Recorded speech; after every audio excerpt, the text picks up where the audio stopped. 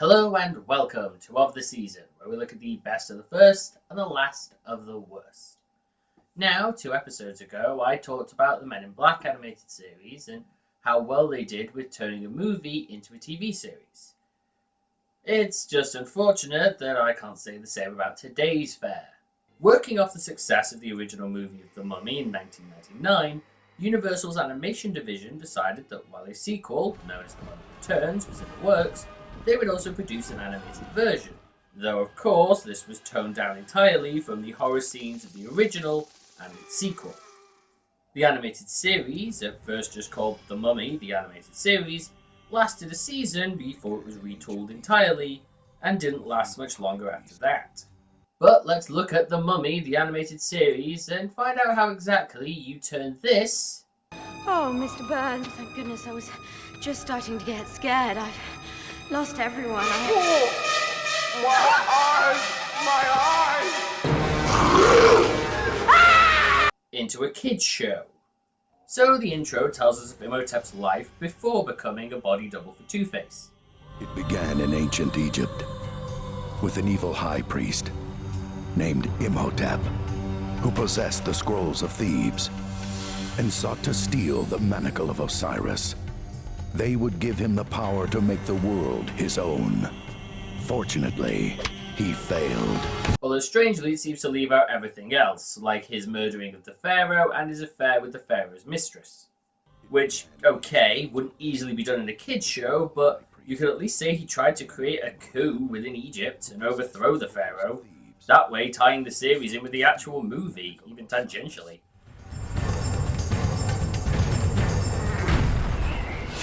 3,000 years later, the manacle was rediscovered, but something went terribly wrong, and the mummy rose again.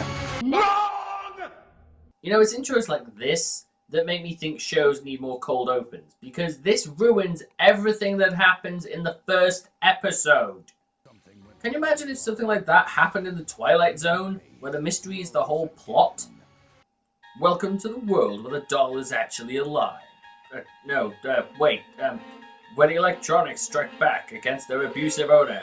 Damn it, where he was on Earth all along. Oh, hell, that's not even our own show. That's Planet of the Apes.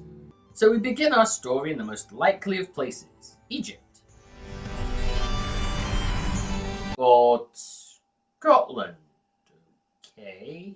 Because Scotland has a large amount of artifacts and history connected to ancient Egypt, as we find the O'Connell family at the setting for the Castlevania series.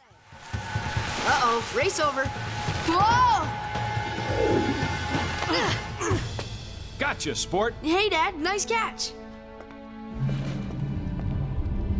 Alex, have I ever mentioned how I feel about bobsledding down 12th century banisters? You know, that seems a bit of a far cry from the movie's version of Alex, who found this stuff actually interesting and used it to help him when he was kidnapped by Imhotep. Oh, come on, Mom. We are on vacation, remember? Point taken. Well, that's the quickest enter-in argument I've ever seen. Why are there only 3 of them checking out an archaeological site, and not a whole team? You guys aren't Indiana Jones. Bats! I hate bats! Because you see, to be Indiana Jones, it's snakes. Why did it have to be snakes? As Alex causes the partial destruction of the building, the family head back for England.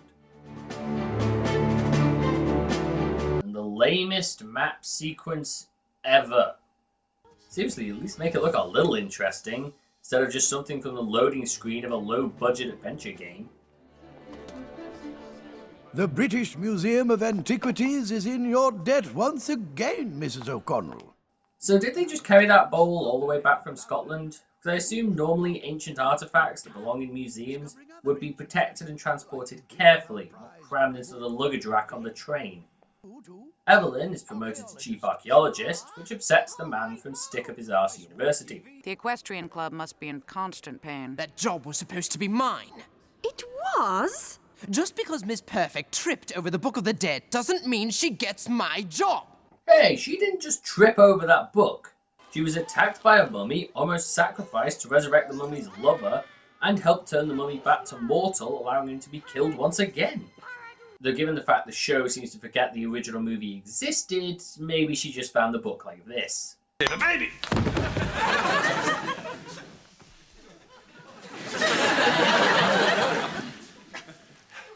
What the hell? Mrs. Doyle, did you put a brick in the middle of the floor? There's a major excavation in progress at the Temple of Hamunaptra. Hamunaptra sounds really familiar. Why does it sound familiar? I'll remember it. Give me a second. Oh, that's right. It's where this happened. I thought you said it was gonna kill him!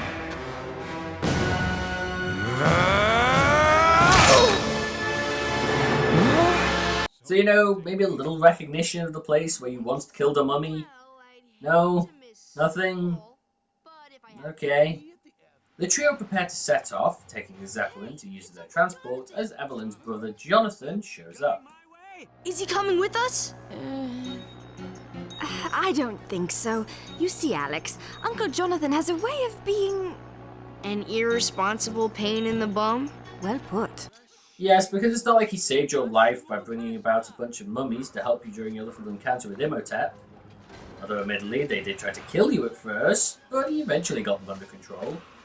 But of course, according to the show, the first movie never happened.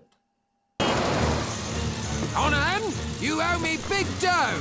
Oh, Evie. If he thinks that's bad, wait till he finds out what happens in the second movie. 393 something. It's in the safe downstairs. I told you. And your point is? My point is, I told you so you wouldn't kill me. When did we make that arrangement? I gotta be the luckiest kid in the world. No school. I can stay up late. I get to travel the world in a blimp and check out algebra. Plus beginning biology, world history, and several languages. All your favorites. This way you won't have to miss any of your homework. Yes, and all of that he could have learned safe at home instead of bringing him along to a possibly dangerous environment. Although, true, in the second movie, they did bring him along on an expedition, but he didn't end up putting on the manacle at least until they were back in England. And on a separate note, how old is Alex even meant to be? In the movie, he's meant to be 10, and in the show, he's claimed to be 11. But if he is, he's the most athletic 11-year-old I've ever seen. The group arrive in Egypt at the dig site, apparently missing all of this going on.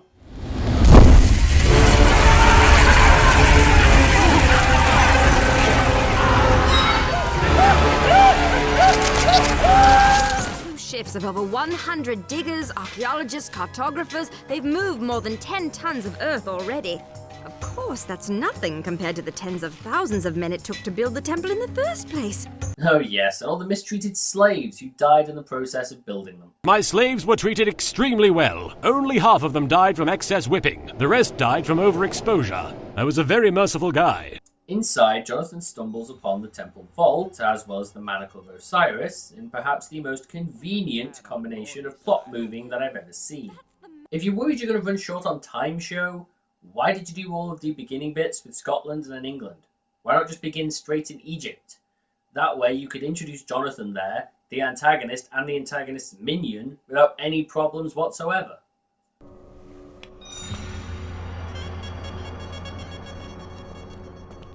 A tad on the gaudy side, Jonathan!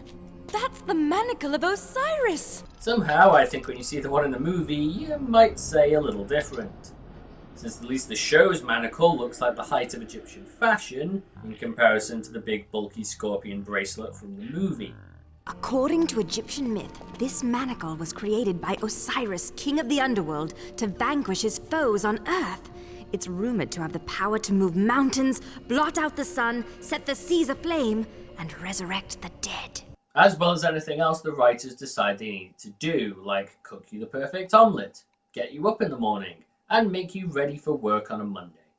Despite everything that happened last time with a supposed magic artifact,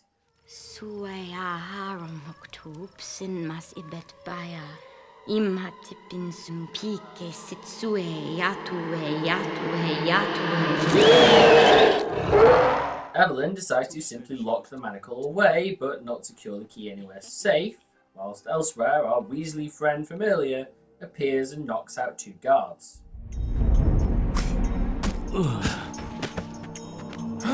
Pleasant dreams. How the hell was he able to do that? He just jumped about 10 feet in 2 seconds.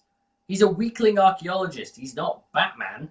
Also, apparently those two were the only guards around Imhotep's tomb. Though, I guess the Magi attacking the expeditions last time didn't do anything, so why the hell should they try twice? Time to rise and shine, my mummy friend. I need you to settle a score for me. Wait, so if this show isn't acknowledging that the first movie happened, how does this guy know who Imhotep is? And how does he know that the book actually works?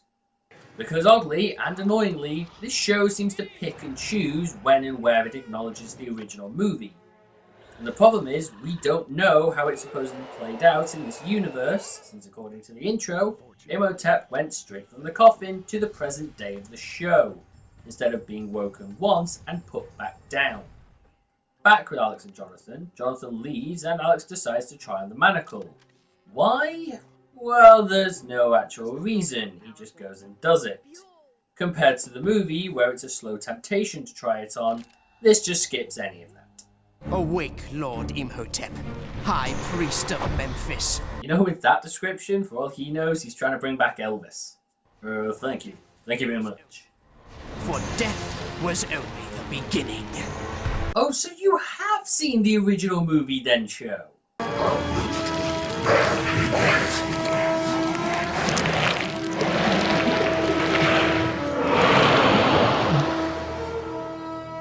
Death is only the beginning. So then, if you could, why do you keep acting like it didn't exist? And thus Imhotep rises, joining the illustrious ranks of Mum-Ra from Thundercats and Scarab from Mummies Alive in antagonistic mummies and cartoons. The world condemned me to eternal suffering. Now it shall pay. I only need the powers of the manacle of Osiris to exact my revenge. It lies in the temple of Hamunaptra. I'm calling bullshit. How would he know that fact? It's been several thousand years. It's highly possible that the artifact would have been moved in that time, and he doesn't say that he can just sense it, just simply that it's in the temple. That's some real lazy writing there, people. Perhaps we can come to an arrangement of some mutual benefit. You know, I don't remember his powers having a purple glow. Sand?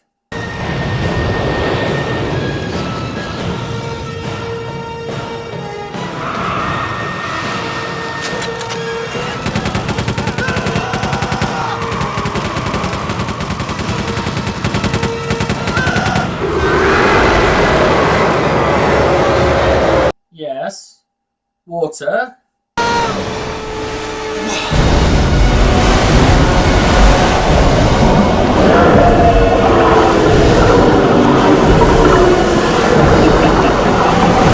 But not a purple glow.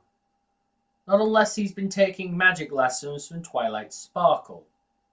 Back with Alex, the manacle shows him a vision of the future, or, like 5 minutes' time, as he must now make it to the oasis of Armenshir in 7 days or the manacle will drain him of his life.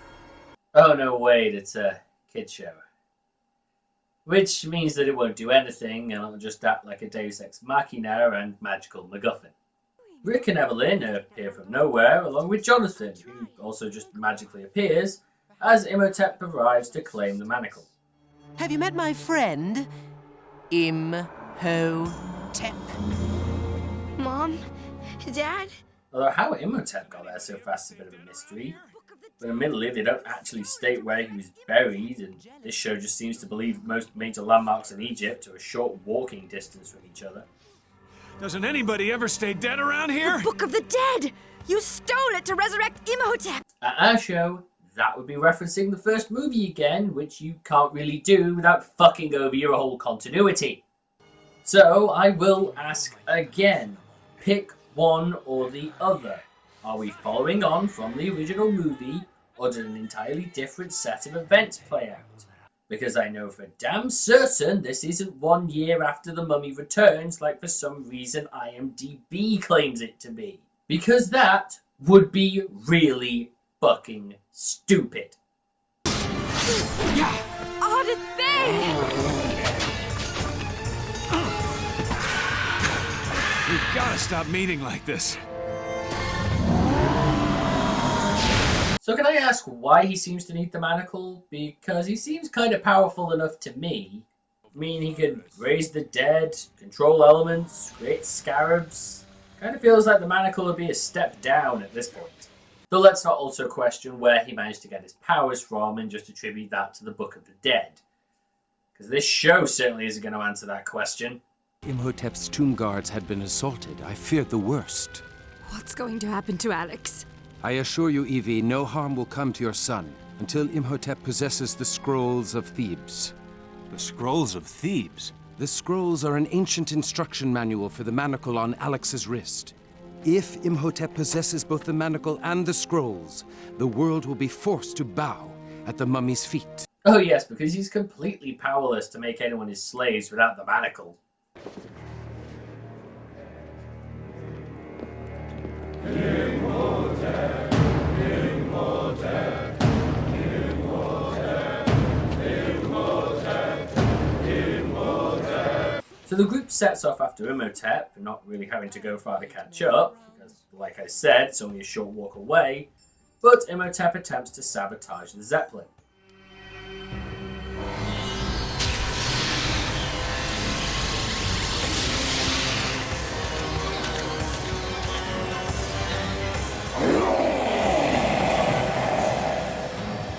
So instead of attempting to recreate one of the most iconic shots in the movie,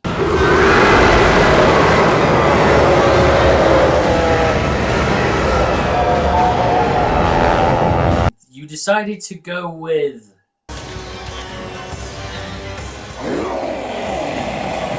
I'm kind of thinking that the writers didn't understand Imhotep's powers. While Alex is about to be sliced up like a ham, Imhotep's attack on the zeppelin begins, with thousands of scarabs appearing. Black scarabs. A gift from Imhotep, no doubt. They will devour everything in their path. Well, yes, so long as it isn't flesh, metal, or anything the animators would actually have to keep track of.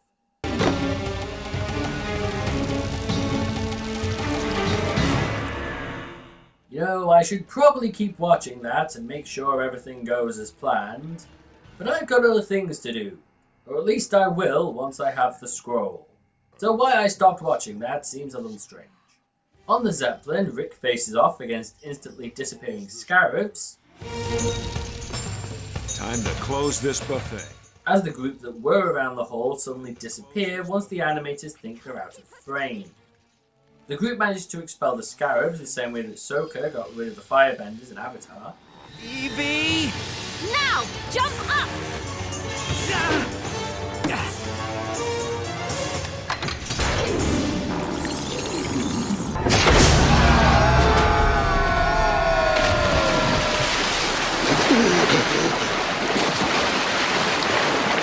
Happy birthday. While back in the pyramid, Mr. No Personality, the young henchman, looks for the scrolls. Something you'd have thought Imhotep would have gone after first, instead of standing around and waiting, but is instead ambushed by the O'Connells and Ardith Bay. Tell me where Alex is now! The Grand Gallery. But you'll never get him back. He's with Imhotep. And the scrolls? They're not here, I swear. A lot can happen in 3,000 years. Oh, isn't that funny? That's what I said about Imhotep knowing where the manacle was. Interesting how these guys can use their own plot hole as a plot point and yet not go and fix the other. Facing off against Imhotep, who shows off his undead firebending skills. Arise, my warriors! Makes me wonder why Ardith Bay was the only one sent to help them and not, I don't know, the huge friggin' army of Magi who was supposed to be watching out for this shit. Draw your last breath.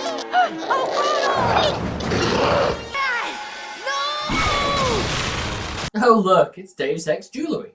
So the manacle shows Alex how to stop Imhotep by copying the end of the first movie. Kadishmal, Kadishmal. Paradus, Paradus. Kadishmal! Kadishmal! Kadishmal! What are you trying to do, summon the Egyptian version of Beetlejuice? Being weakened, Imhotep flees like a coward as Alex states that he'll be back for the manacle once he has the Scroll of Thebes, ending out the episode. So, what do I think? For fans of the Mummy series, this show sucks. And for non-fans, it still sucks. The characters really aren't that interesting due to them being kept to fairly 2D in personality. We get little pieces of development, but it feels like for the first episode, the writers thought everyone would have seen the movie, despite the fact that any teen who would have seen the original movie would likely not be interested in a watered-down version of the film. And even those who would have seen the sequel movie would likely be disappointed, since this doesn't capture any of the movie at all. The art for the show seems a bit weak, as it's not really that special, and it often has some weird design choices, like the fire blast to raise the dead, or the purple glow when Imhotep uses his powers, which has no real point other than treating the audience like idiots who can't understand the idea of telekinesis. The plot and the setup of the show is so subpar, it's not surprising that the show was changed around during its second season.